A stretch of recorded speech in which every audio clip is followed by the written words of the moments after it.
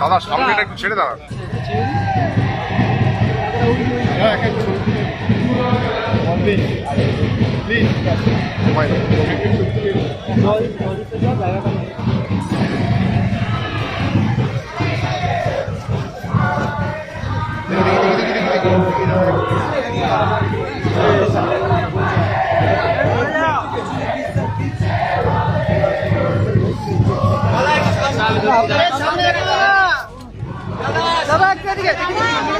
আরে ভাই শোনো না